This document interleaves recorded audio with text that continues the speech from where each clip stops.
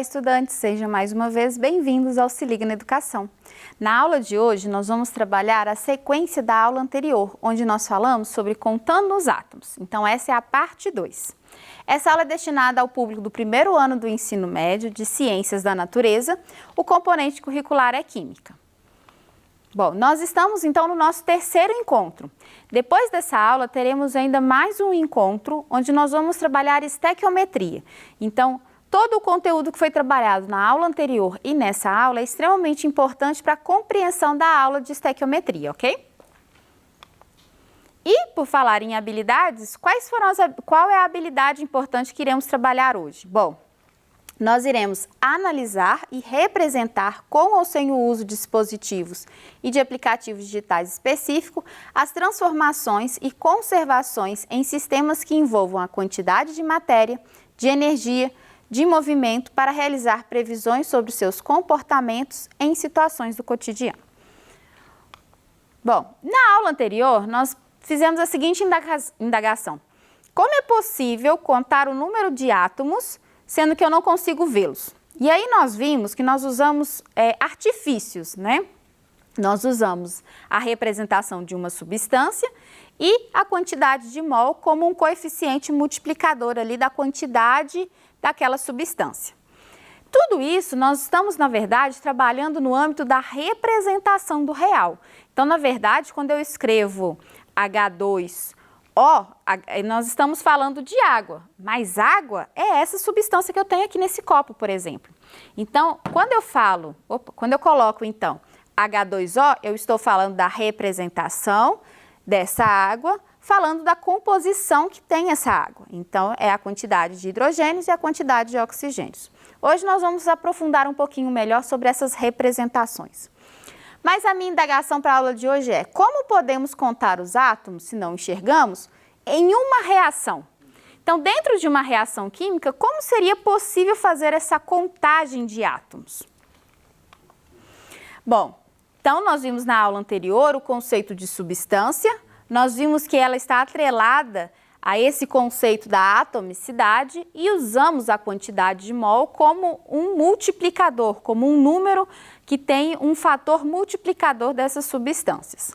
Vamos tentar entender melhor esses conceitos dentro da reação química. Então, vocês já viram em aulas passadas, em outros bimestres, o que é uma reação química. Reação química é um fenômeno que ocorre quando eu tenho substâncias que são alteradas a sua estrutura e substâncias iniciais têm características diferentes das substâncias finais. Como que nós representamos isso?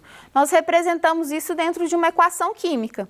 Então, aqui, por exemplo, eu tenho uma equação química onde eu tenho a presença de substâncias como reagente e a presença de substâncias como produto. Então, aqui, por exemplo, eu tenho o nitrato de chumbo 2, no estado físico aquoso, esse aqui significa isso, reagindo com o iodeto de potássio, no estado aquoso, ou seja, em meio à água, formando um sólido, né, o iodeto de chumbo, e formando um sal, o nitrato de potássio.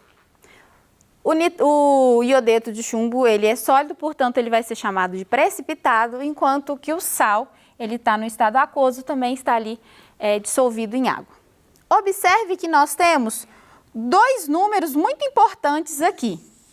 Um, o autor chamou de índice e o outro, o autor chamou de coeficiente.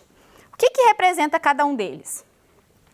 Os índices, na verdade, outros autores vão usar o termo de atomicidade, que nós usamos, então, na aula passada. Então, é justamente a quantidade de átomos referentes de uma substância, quantidade de elementos ali naquela substância.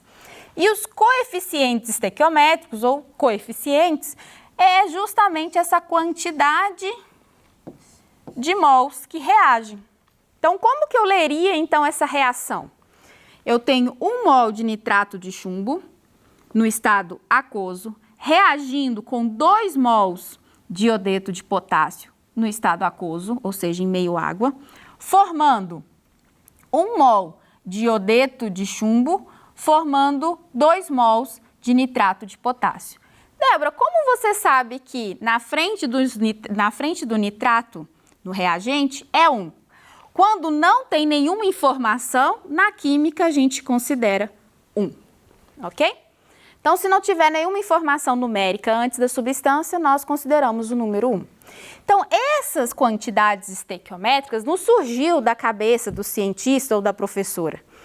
São representações do real, ou seja, empiricamente foi feito essa reação química, observou então a quantidade de mols, essa relação matemática, e então é assim que nós representamos. Então, isso é uma equação química, uma representação de uma reação que realmente acontece no nosso ambiente, ok? No nosso dia a dia. Bom, dito isso, a gente precisa definir então duas coisas que são extremamente importantes. Aonde está o reagente e aonde está o meu produto. Então, reagente vai ser sempre toda substância que tiver antes da seta. E produto, toda substância que tiver após a seta. Então, em uma transformação ou numa reação química, pode ocorrer tanto com um único reagente, entre dois reagentes ou entre vários reagentes, podendo formar um único produto, dois produtos ou mais produtos. No exemplo anterior, nós tínhamos dois reagentes reagindo entre si, entre eles, formando dois produtos, mas nem sempre é assim. Pode acontecer de ter um único reagente formando dois produtos ou mais, ou nós podemos ter ainda dois reagentes formando um único produto. Então, essa quantidade, ela não é sempre específica. Então, existem variados tipos de reações que vocês já devem ter visto nos bimestres passados. Deixa eu apagar essa setinha aqui.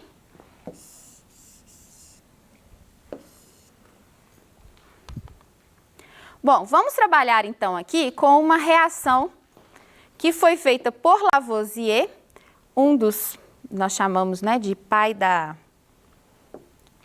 química.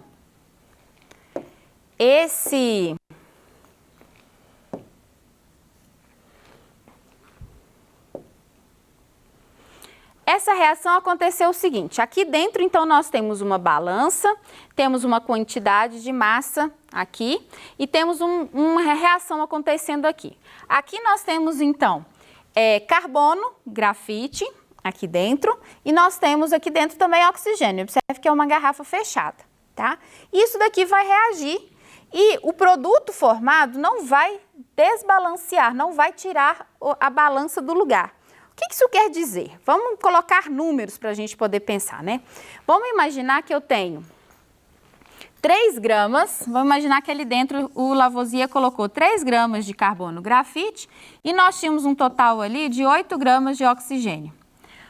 No total, eu vou ter aqui a formação de 11 gramas de gás carbônico. Débora, como que eu sei isso? Bom, observe que a mesma quantidade que eu tenho de carbono antes da seta é a mesma quantidade que eu tenho depois. A mesma quantidade de oxigênio que eu tenho antes da seta é a mesma quantidade que eu tenho depois. Eu não alterei a quantidade de elementos. Se cada elemento tem uma massa e eu não alterei os elementos que estão ali dentro fazendo essa reação química, automaticamente eu não altero a massa. Por isso que não houve alteração dentro da balança. Então, qual que é a primeira relação que nós temos aqui? A relação de massa. Ou seja, se eu não altero a quantidade de massa, se eu não altero a quantidade de elementos, eu não vou alterar a quantidade da massa total. Então, a relação de massas de reagente vai permanecer igual à relação de massa de produtos. Principalmente se eu tiver num sistema fechado, porque como nesse caso tinha substâncias no estado gasoso, se você trabalha num sistema aberto, como esse copo aqui, não tem nada vedando ele, se ocorresse uma reação química aqui com a formação de algum gás, ele iria simplesmente sair para a atmosfera. Então, esses tipos de reação, nós consideramos ele num sistema completamente fechado, ok? Bom, então nós vimos então que existe essa relação de massa. Eu quero acrescentar rapidamente para vocês aqui, voltando aqui para a tela anterior, que eu não mostrei para vocês. O nitrato, ele foi apresentado dentro de parênteses. O que isso significa, esse parênteses na matemática? Se eu faço isso na matemática, por exemplo, eu tenho x, 2, coloco parênteses aqui e coloco um 2 aqui. O que isso quer dizer? Quer dizer que eu tenho duas vezes o que está aqui dentro na matemática. Então, eu tenho x, 2, x, 2. Não seria isso? Na química é a mesma coisa. Então, na química, o que nós vamos trabalhar? Então, na química, se eu tenho NO3, depois do parênteses 1, 2, quer dizer que eu vou ter NO3 duas vezes. Então, toda vez que vocês se depararem com esse parênteses das substâncias, nada mais é do que indicar que dentro desse parênteses essa unidade se repete duas vezes. Isso vai ser importante na hora de fazer a relação de massa molar, ok? Bom, vamos para mais uma relação aqui de conservação, que é a questão das proporções. Quando nós falamos da água, a água também ela pode ser formada ou ela pode ser desfeita. Então, a água, por exemplo, H2O, ela pode formar o gás hidrogênio mais o gás oxigênio. Vamos desconsiderar inicialmente as suas quantidades equivalentes. Então, se eu faço essa reação química acontecer de forma empírica, se eu tiver 4,5 gramas de água, eu consigo obter 0,5 gramas de hidrogênio, 4 gramas de gás oxigênio. Se eu tiver 9 gramas aqui, eu vou ter aqui 1 grama formada de hidrogênio, 8 de oxigênio. Se eu tiver 18 gramas de água, eu vou ter a formação de 2 gramas de hidrogênio, 16 de oxigênio. Qual que é a relação que eu consigo ter aqui matematicamente? Se eu dividir sempre a massa de hidrogênio pela massa de oxigênio, vocês vão ver que a relação de proporções é sempre a mesma, 1/8. Ou seja, essa é a proporção de formação de produtos dessa reação química. Então, as reações químicas, elas ocorrem sempre em proporções iguais. Então, nós temos duas leis importantes, que é a lei de Lavoisier e a lei de Proust.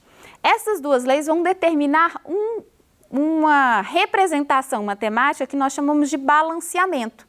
É justamente ela que vai conduzir todo o processo estequiométrico que nós vamos trabalhar. Então, para que consigamos trabalhar uma equação química, ela precisa ser o mais fiel possível do real. E como que nós manipulamos essa representação para aproximá-la do real? Usando a matemática. Então, o que nós vamos fazer? Nós vamos justamente tentar trabalhar aproximando essa contagem de átomos de forma a balancear, equilibrar, igualar as quantidades de átomos do meu reagente igual à quantidade de átomos do meu produto. Bom, vamos começar com um exemplo aqui. Ele não é o mais fácil, mas eu acho que vai ser interessante trabalharmos. Eu tenho aqui uma substância chamada C4H10, onde eu representei a molécula, o carbono com essas bolinhas pretas e os hidrogênios com as bolinhas brancas. Eu tenho o oxigênio, que foi representado com essas duas bolinhas vermelhas.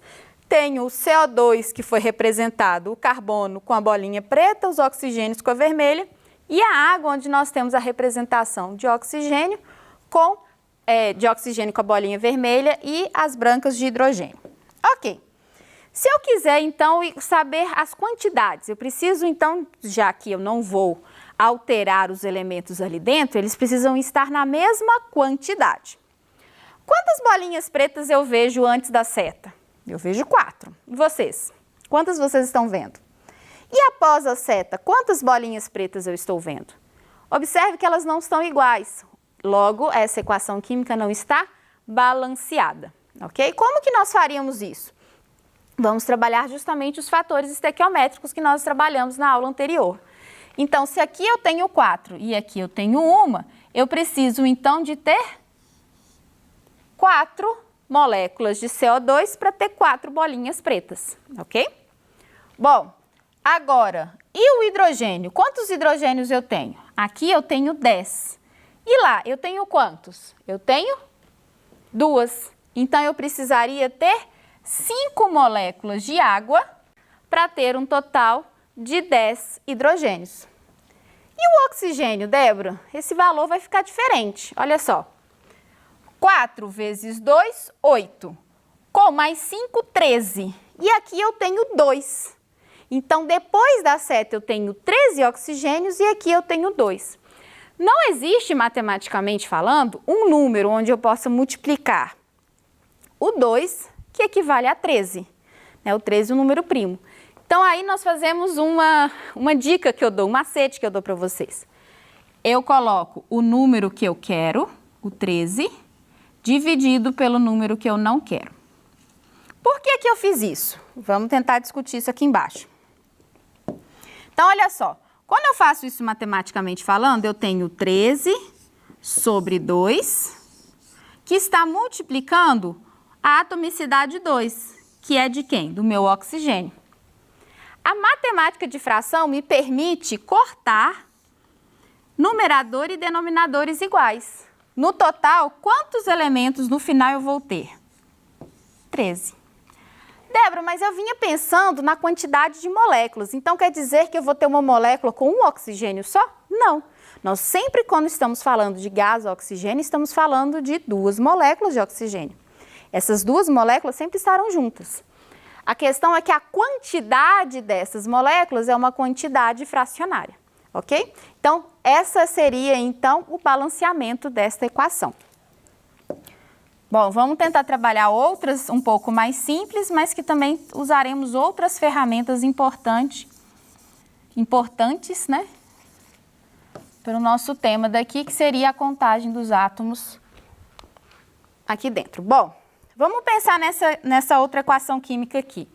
Eu tenho um nitrogênio antes da seta, ou seja, o NH3 é o meu reagente. O N2H2 são produtos. Bom, do lado de lá da seta eu tenho 2 nitrogênios, do lado de cá eu tenho 1. O que eu tenho que fazer? Colocar um coeficiente aqui. Então, tenho 2 nitrogênios, só que agora eu tenho 6 hidrogênios e do outro lado eu tenho apenas 2 hidrogênios. Então, o que eu faço?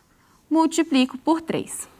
Ah, Débora, mas como que eu vou saber qual que eu vou usar como referência, qual elemento? Vocês têm 2 opções. Ou vocês seguem a intuição de vocês e escolhem aleatoriamente e fazem por tentativa de acerto e erro, ou usam uma técnica que nós chamamos de macho. Que técnica é essa? Nós trabalhamos primeiro os elementos metais, depois os elementos ametais, o carbono, o hidrogênio e o oxigênio. Vou tentar mostrar aqui para vocês rapidinho.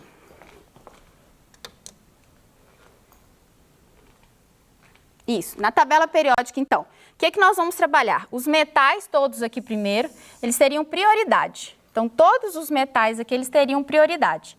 Depois, nós teríamos o carbono, por último, o penúltimo hidrogênio e depois o oxigênio, ok? Então, dentro da tabela periódica, então, nós vamos trabalhar esse conceito. Então, vamos lá. O manganês. O manganês, se vocês olharem direitinho, ele está aqui, ó, na coluna 7. Ele é um metal. Então, se ele é um metal, nós vamos começar por ele. O alumínio também é um metal. Então, nós poderíamos também começar por ele. E nós temos ainda o oxigênio, não temos o hidrogênio aqui presente. Então, como que podemos fazer? Bom, nós temos 2 alumínio do lado de lá, do lado de cá temos 1. Podemos colocar um 2 aqui.